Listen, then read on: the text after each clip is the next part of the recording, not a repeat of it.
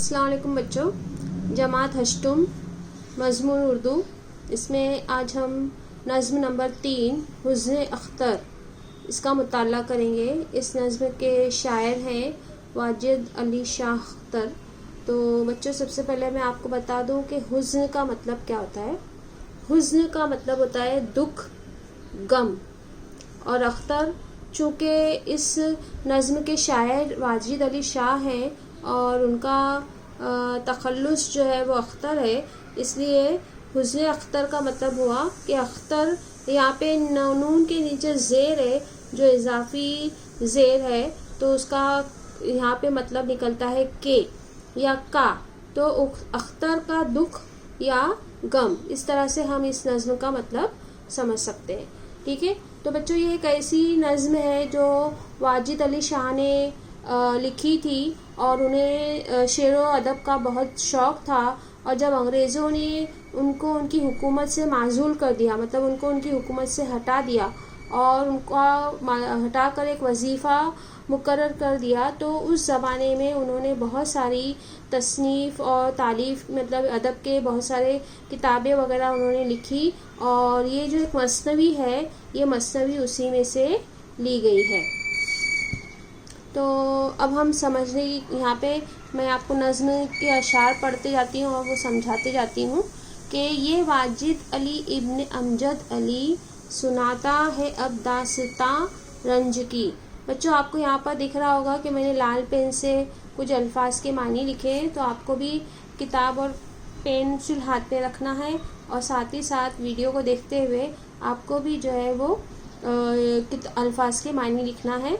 तो यहाँ पर शायर क्या कह रहा है कि ये खुद अपने बारे में कह रहे हैं कि वाजिद अली इब्ने अमजद अली, उनके अब्बा का नाम अमजद अली था, उनका नाम वाजिद अली था। और सुनाता है, अब वो दास्तान मतलब कहानी, यानी अपने गम की वो कहानी सुनाता है कि जब 10 बरस सल्तनत को हुए, जो तलहाते बेदार सोने लगे। यानी अब उनकी सल्तनत को, उनको बादशाह बने सिर्फ 10 साल ही हुए थे, 10 बरस ही गुजरे थे कि जो उनकी तला मतलब किस्मत जो बेदार थी, मतलब जागी हुई थी, या हम उसको खुशकिस्मती कह सकते हैं, वो क्या हो गई थी, अब सोने लगी थी।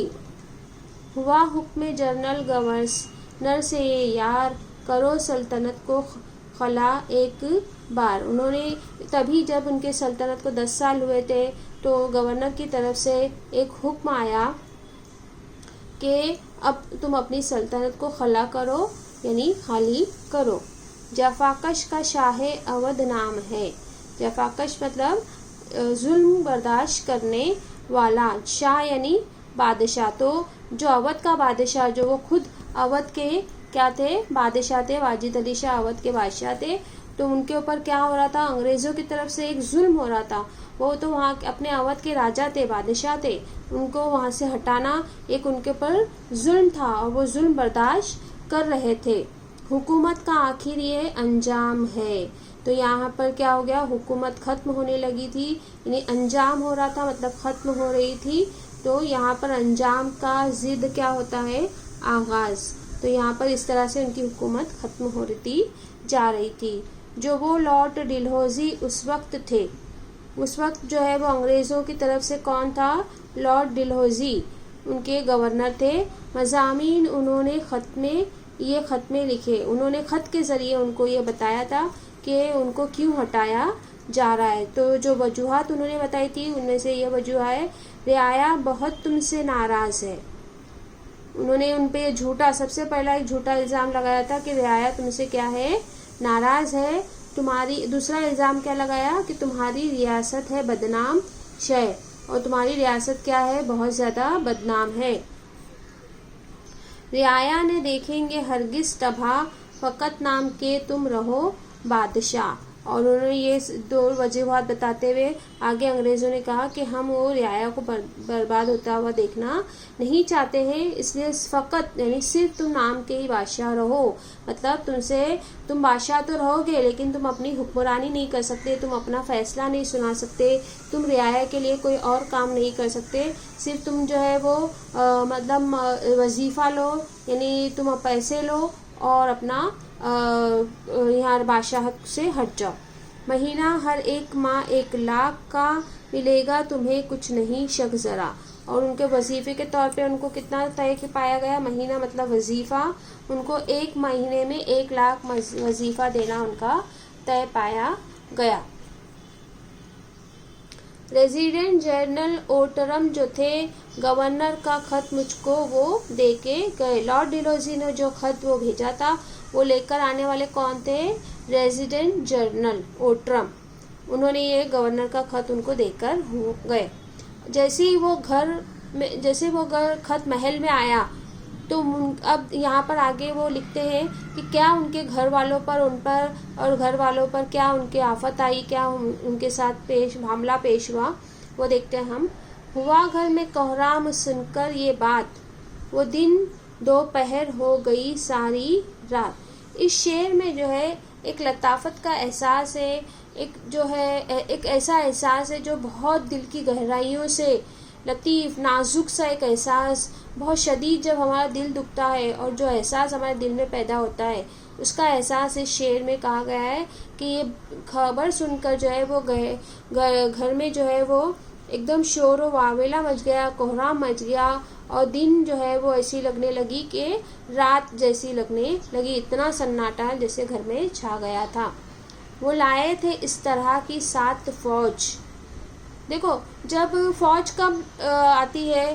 جب جنگ کا مقام ہوتا ہے، جب جنگ کی نوبت آتی ہے تب وہ فوج جو ہے وہ آتی ہے. لیکن یہاں پر وہ ریزیڈنٹ نے صرف ایک خط دینے کے لیے انہوں نے پوری کی پوری فوج جو ہے وہ لائی تھی. اور فوج کی تعداد بھی کتنی تھی کہ جس طرح دریا کی آتی ہے موج، مطلب جس طرح سے موج میں دریا میں کیسے ایک کے بعد ایک جو ہے وہ لہریں آتی ہے، اس طرح سے انہوں نے فوج لے کر آئے تھے. یہاں جز اطاعت نہ تھا دل میں شر، نہ تھی ایسے دن کی تو ہرگز خبر. مطلب یہاں ان کے جو ہے وہ دل میں کوئی ایسی برائی نہیں تھی، نہ ہی ان کے دل کو ایسی دن کی کوئی ایسی خبر تھی. خبر جو ہے اس کی جمع ہوتی ہے اخبار. یہ بندہ بہت ان دنوں تھا علیل، کہاں دل نے کیا سوچوں اس کی سبیل. اور جس دوران یہ خط ان کو ملا تھا اور اس خط کے دوران ان کو جو وجوہات کی بنا پر ان کو ان کی حکومت سے ہٹایا جا رہا تھا، اس دوران وہ بہت جو ہے وہ بیمار تھے. علیل تھے مطلب بیمار تھے. وہ خود بندہ مطلب وہ خود، اور ان کو یہ سمجھ نہیں آ رہا تھا کہ اس سے باہر نکلنے کا وہ کیا راستہ نکالے، کیا ترکیب نکالے. یہاں پہ پھر انہوں نے ان کے دل میں بہت گہری چوٹ لگی تھی اور ایک احساس لطیف کا، لطافت کے احساس کا. اور دوسرا شعر یہاں پہ ہم کو ملتا ہے کہ میرے دل میں آتا تھا ہر دم خیال، جو ہونا تھا ہو چکا کیا ملال.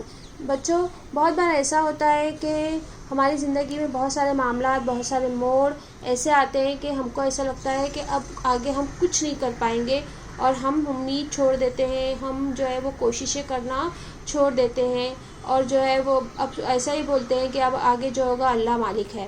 تو یہاں پر ان کی بھی یہی حالت تھی. ایک تو بیمار تھے اور ان کا جو ہے وہ اتنی ساری فوج ان کے ریاست میں آ چکی تھی جس کا مقابلہ کرنا ان کے لیے مشکل تھا، اور خود وہ اس قدر بیمار تھے. تو انہوں نے جو ہے وہ کہا کہ اب جو ہونا چاہتا وہ ہو چکا، کہ اب می رجا کا مہینہ رقم کہ جس میں ہوا حکم تھا یہ علم. اب وہ یہ بتا رہے ہیں کہ وہ کون سا دن اور کون سا تاریخ اور کون سا مہینہ تھا. تو بچوں آپ کو پتہ ہے کہ پہلے زمانے میں انگریزی مہینہ، انگریزوں کے آنے کے کئی سالوں بعد انگریزی مہینوں کا رواج شروع ہوا، لیکن اس کے پہلے جو ہے وہ اسلامی تاریخ اور اسلامی مہینے ہی گنے اور پڑھے جاتے تھے. تو انہوں نے بتایا کہ اس وقت جو ہے وہ ربیع الاول کا آخری مہینہ چل رہا تھا اور جس میں یہ حکم جو ہے وہ ان پر لاگو ہوا تھا ان کو ہٹانے کا. تو یہاں حکم کی جمع ہے احکام اور علم کی جمع ہے علوم. ٹھیک ہے. ولا بس تو ہفتم تھی اس ماہ کی، ولا مطلب تاریخ اور بس تو ہفتم مطلب 27. تو وہ تاریخ کون سی تھی اس ماہ کی؟ ربیع الاول کے ماہ کی تاریخ تھی 27.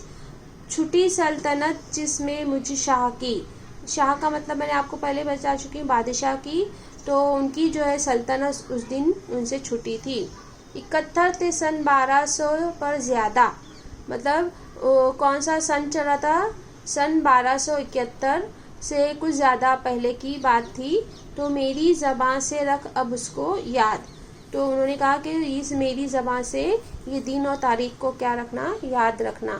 اب یہاں پہ دن بھی بتا رہے تھے، وہ دن پنجشنبہ کا تھا اے عزیز۔ عزیز مطلب یہاں وہ ہم سے مخاطب ہے، کیا ہے دوستوں، کہ وہ دن کون سا تھا؟ پنجشنبہ کا تھا، اور نہ باقی رہے کچھ ریاست کی چیز، اور وہاں پر ان کے پاس جو ہے وہ کوئی بھی چیز ریاست کی اب ان کے قبضے میں نہیں تھی۔ کہا دل نے آخر کروں کیا سبیل، طبیعت کا یہ حال ہے ہوں علیل۔ پھر سے انہوں نے اپنی طبیعت کی بات کی کہ میری طبیعت جو ہے وہ بہت کمزور ہے، بیمار ہوں، اور مجھے کوئی اس کی ترکیب راستہ مجھے نظر نہیں آ رہا ہے۔ سبوں کی بس آخر یہ ٹھہری صلاح، کرو چل کے فریاد یہ فلاح۔ پھر ان کے اکثر بادشاہوں کے ساتھ جو ہے وہ ان کے وزیر ہوتے ہیں جو ان کو صلاح مشورہ کرتے ہیں، تو انہوں نے ان کو صلاح دیا کہ آخر کا ضد ہے، دیکھو زواد لکھا ہے مطلب ضد ہے، کہ مشورہ کی دیا کہ سب کے پاس جا کے کیا کرتے ہیں، سب کے مطلب رعایا کے سامنے کیا کرتے ہیں؟ فریاد کرتے ہیں، فلاح یعنی بھلائی کی۔ بلا کر عزیزوں کو میں نے کہا کہ رخصت میں ہوتا ہوں حافظ خدا۔ تو ان کے مشورے کے بعد انہوں نے جتنے ان کے عزیز دوست احباب تھے ان سب کو بلایا اور کہا کہ میں اب جا رہا ہوں، اور انہوں نے ان سے خدا حافظ کہا۔ رعایا سے اور تھے جو میرے عزیز، ہر ایک سے کہا میں نے اے با تمیز، اور سبھی کے سامنے، رعایا کے سامنے، ان کے دوست احباب، عزیز کے لیے دوسرا ضد جو ہے، عزیز کی ضد ہے رقیب، تو انہوں نے رعایا سے کہا، اپنے دوستوں سے کہا، ہر ایک سے کہا بہت تمیز کے ساتھ۔ با تمیز کی ضد ہے بد تمیز، بہت تمیز سے انہوں نے کہا۔ کیا کہا؟ رہے جب تلک میرے سائے میں سب، کرم سے کیا پرورش روز و شب۔ انہوں نے کہا کہ جب تک سب میرے سائے میں رہے، مطلب میری بادشاہت کے سائے میں رہے، میں نے سب کی پرورش رات دن، روز و شب یعنی رات دن، یہ یہاں پہ ایک دوسرے کے ضد ہے، تو یہ شعر جو ہے وہ صنعت تضاد میں آ جائے گا۔ میں نے اس سے پہلے بھی آپ کو بتایا تھا کہ ایسا شعر جس میں ضد والے الفاظ آتے ہیں اس کو صنعت تضاد کہتے ہیں، تو یہ صنعت تضاد والا شعر ہے۔ جو کچھ رنج پہنچا ہو ظاہر کرو، دل خستہ شے کو ماہر کرو۔ جیسے ہم کسی سے معافی مانگتے ہیں تو ہم بولتے ہیں نا کہ اگر میری طرف سے آپ کی کوئی دل دکھا ہو تو اگر آپ چاہو تو ہم بتا سکتے ہو، تو انہوں نے کہا کہ اگر تم کو ایسا کوئی رنج پہنچا ہو تو مجھے بتاؤ، دل خستہ شے کو ماہر کرو، مطلب میرا دل بہت دکھی ہے، تم اس کو جو ہے اس کو ظاہر کرو۔ سبوں نے دیے راضی نامے مجھے، کہ آخر تھے سب کے یہ فیصلے۔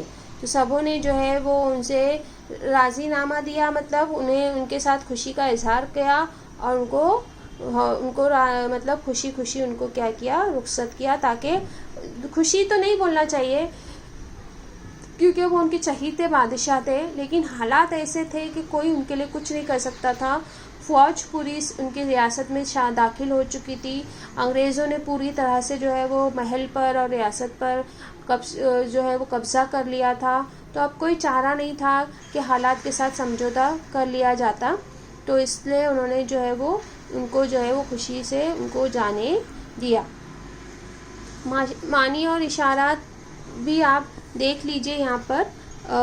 طلا مطلب قسمت، خلا کرنا مطلب خالی کرنا، جفاکش ظلم برداشت کرنے والا، لاٹ انگریزی لفظ لارڈ ہے، مہینہ مطلب ملنا، ہر مہینے ملنے والا وظیفہ، کوہرام شور واویلا، سبیل راستہ، ترکیب حل، میر جاں کا مہینہ ربیع الاول کا مہینہ، ولا یعنی تاریخ، بس تو ہفتم 27، زیادہ، پنجشنبہ جمعرات، دل خستہ شے بادشاہ کا دکھی دل، ماہر کرنا مراد آگاہ کرنا، راضی نامہ رضامندی کا مطلب اظہار کرنا۔ ٹھیک ہے، پھر یہاں پر آپ کو اس طرح سے معنی اور اشارات آپ کو یہاں پر آپ کے گھر کام کے طور پہ آپ کو لکھنا ہے۔ اس کے علاوہ آپ کو جو سرگرمیاں کرنی ہیں وہ میں آپ کو یہاں پہ سمجھا دیتی ہوں۔ آپ کو جن اشعار سے یہاں پہ میں نے مفہوم دیے ہوئے ہیں ان کے حساب سے آپ کو جو ہے وہ مفہوم آپ کو ڈھونڈ کر شعر ان کا ڈھونڈ کر لکھنا ہے۔ یہاں پہ کچھ بیانات صحیح ہیں، کچھ غلط ہیں۔ جو بیانات صحیح ہیں ان کو صحیح رکھنا ہے، کچھ غلط جو ہے وہ ان کو صحیح کر کے لکھنا ہے۔ پھر نظم کا وہ شعر لکھنا ہے جس میں محاورہ آیا ہے۔ تو یہاں پر ایک محاورہ ہے ماہر کرنا۔ ماہر کرنا اس کا مطلب ہوتا ہے مراد آگاہ کرنا۔ تو یہاں پر وہ شعر یہ ہے، جو کچھ رنج پہنچاؤ ہے ظاہر کرو، دل خستہ شے کو ماہر کرو۔ یہ شعر جو ہے ایسا ہے جس میں محاورہ آیا ہے۔ پھر درج الفاظ کے لیے نظم میں آئے ہوئے لفظ لکھنا ہے۔ کہانی کے لیے کون سا لفظ آیا ہے، تقدیر کے لیے کون سا آیا ہے، عوام، راہ اور رنج کے لیے جو لفظ آیا ہے وہ تم کو لکھنا ہے۔ پھر لطافت احساس مطلب اقتباس سے ایسے دو شعر لکھنا ہے جن میں شاعر نے کسی لطیف یعنی نازک جذبے کی عکاسی کی ہو، مطلب اس کو دکھایا ہو۔ تو میں نے آپ کو بتایا ہے یہاں پہ دو شعر ایسے ہیں جس میں لطافت احساس آیا ہے۔